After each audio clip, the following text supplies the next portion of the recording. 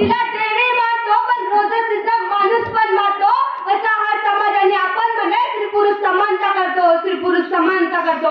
महावीरांच्या पराक्रमाने, संतांच्या मार्गदर्शनाने, ज्ञानवंतांच्या ज्ञानाने आणि अगस्त्य स्त्रियांच्या बलिदानाने परिपक्व झालेल्या या भारत मातेची मी एक कन्या गायत्री कन्या आज आपल्यासमोर आमच्या गुणगावचे सुपुत्र, आमच्या एसएसएस विद्यालयाचे संस्थापक अध्यक्ष कैलासवासी श्री एल.सी. पाटील साहेब यांच्या 17व्या पुण्यस्मरणार्थ आणि स्वर्गवासी कुसुमताई लक्ष्मण पाटील यांच्या स्मृतिप्रीत्यर्थ मी आज आपल्यासमोर विषय घेऊन आले आहे स्त्री पुरुष समानता.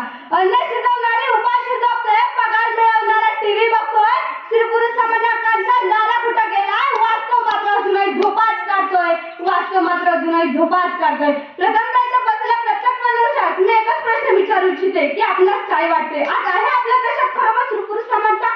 तर नाही.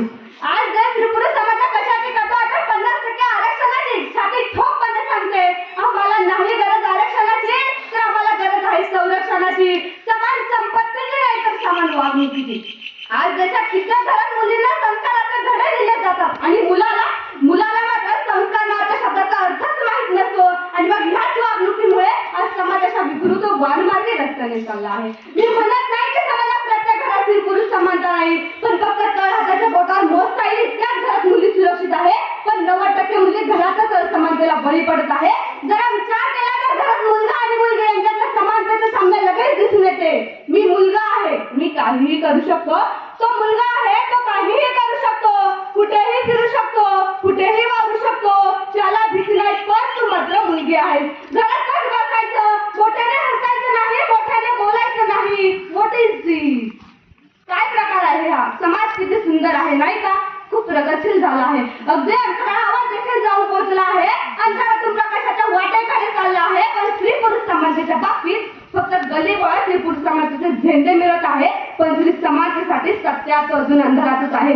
काय हो या पुरुष प्रधान संस्कृतीच्या ठेकेदारांनो, स्त्री पुरुष समानता आहे जसं म्हणता ना तुम्ही, मग स्त्रीने कुंकू लावावं पतीच्या नावाचं, पतीने काय लावावं पत्नीच्या नावाचं? तर काहीच नाही. पत्नीने मला फक्त मदत करावी पतीच्या कामामध्ये आणि मग जर पत्नी आजारी असलेली तिने तुमची अपेक्षा केली तर तिच्या कामामध्ये शर्मेनं मान का झुकावी तुमची? जरा स्वतःच आत्मपरीक्षण करा आणि विचारा स्वतःला, दिसते का कुठे स्त्री पुरुष समानता? नाही ना, ते तर सोडा हो. अंधेरी वो रातें थी, अंधेरी वो रातें थी, चारों ओर उन दरिंदों ने घेरा था, एक ने उसके मुंह पर हाथ रखा तो दूसरे ने उसका आंचल खींचा था. ओहो ती गागत होती, ओरडत होती, कुणी मदत करा, कुणी मदत करा. हो ओरडून ओरडून सुन्न झाली हो. तरी समाज बोलत होता की इतक्या रात्री बाहेर काय करत होती? मेकअप केलेला होता, छोटे कपडे घातलेले होते. बोलण्यामागचं कारण फक्त एकच होतं की अत्याचार करणारे पुरुष होते आणि सहन करणारी स्त्री. काय या पुरुष प्रधान संस्कृतीच्या ठेकेदारांनो, तुला माहितीये का बाहेर लॉन्ड्रीत कपडे धुवून घेतले की पैसे घेतात, मेसमधून जेवणाचा डबा घेतला की त्याचे पण किती पैसे घेतात. मग तर ती तुमचे कपडे धुवून देते, तुमचा जेवणाचा डबा तयार करून देते, तुम्ही दिले का आजपर्यंत तिला तिच्या इतक्या साऱ्या घरकामांचे पैसे? नाही ना, पैसे तर सोडा हो. कधी प्रेमाचे 2 शब्दही तुम्ही तिला नीट नेत्या आणि औषध दिले नाही. म्हणून सांगते या पुरुष प्रधान संस्कृतीच्या ठेकेदारांनो, हे असंच चालत राहिलं तर समाजाचा विकास कधीच घडू शकणार नाही. कारण फूल नाही धरती पर तो फल कहाँ से आएंगे. अर्थात समाज गाडी विकासाच्या दिशेने न्यायची असेल तर स्त्री आणि पुरुष हे दोन्हीसाठी फार महत्वाचे आहे. म्हणून सांगते आज गरज आहे ती सहविचाराची, सहकार्याची आणि सर्वांना समान हक्क देण्याच्या दृष्टिकोनाची. कारण समाजाची प्रगती तेव्हाच घडेल जेव्हा पुरुषाच्या खांद्याला स्त्री आत्मविश्वासाने खांदा लावेल, भीतीने नाही तर अभिमानाने. ही केवळ भावना नाही, ही लढाई आहे. ही केवळ भावना नाही, ही लढाई आहे सन्मानाची, समाजाची आणि माणूस म्हणून जगण्याची.